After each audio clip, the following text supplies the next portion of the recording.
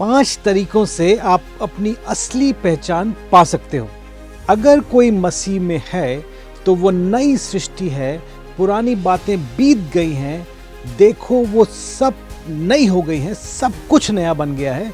दूसरा कुरिन्थियों 5:17 में ऐसा लिखा है। ये तो एक बात है कि हम बोलें कि मेरा अतीत ये नहीं बताता कि मैं कौन हूँ, लेकिन ये अलग बात है कि मैं अपने जीवन को इस प्रकार से जीऊं कि दिखे कि मैं इस बात पर विश्वास भी करता हूँ। बाइबल बिल्कुल साफ तरीके से बताती है कि अगर कोई भी व्यक्ति यीशु मसीह के पास माफ़ी और क्षमा के लिए आता है तो वो एक बिल्कुल नया व्यक्ति बन जाता है।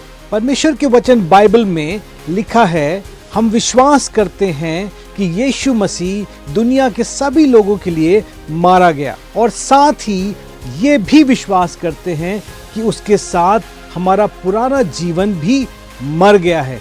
वो सबके लिए इसलिए मरा ताकि जो कोई उसके नए जीवन पर विश्वास करे वो खुद के लिए जीवन ना बिताए, अपना जीवन खुद के लिए ना जिए, बल्कि वो मसीह के लिए जीवन बिताए जो उनके लिए मारा गया और फिर से मुर्दों में से जिंदा हो गया और आज भी जिंदा है। इसका मतलब ये है कि जो कोई भी यीशु मसीह पर विश्वास करता है वो नया व्यक्ति बन जाता है, उसका पुराना जीवन खत्म हो जाता है और एक नया जीवन शुरू हो जाता है।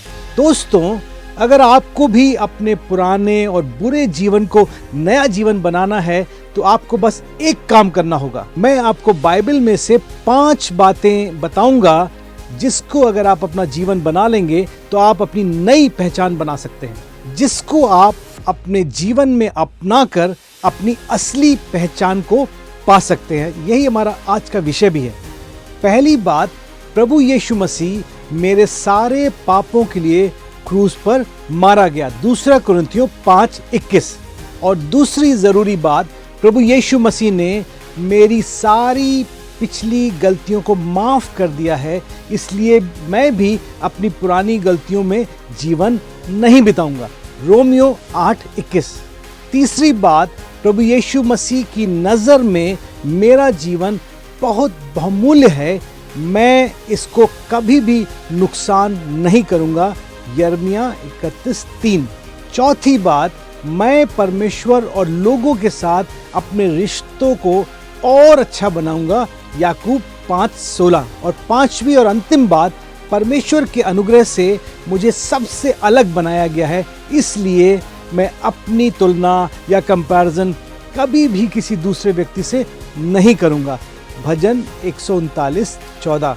मेरे प्यारे दोस्तों, अगर आप इन 5 बातों को याद रखेंगे तो आप अपने मूल्य को ठीक तरह से पहचान पाएंगे और इस जीवन के बाद जब आप परमेश्वर के सामने होंगे तब आप इस बात को पूरे तरीके से समझ पाएंगे कि परमेश्वर ने आपके जीवन को कितने अद्भुत तरीकों से अपने हाथों से बनाया है। और परमेश्वर आपकी सहायता करे कि अपनी पहचान को ठीक से पाकर आप परमेश्वर के और नज़दीक आ जाएं और जो उसकी योजना आपके जीवन के लिए है आप उसको पूरी कर सकें। परमेश्वर आपको आशीष दे।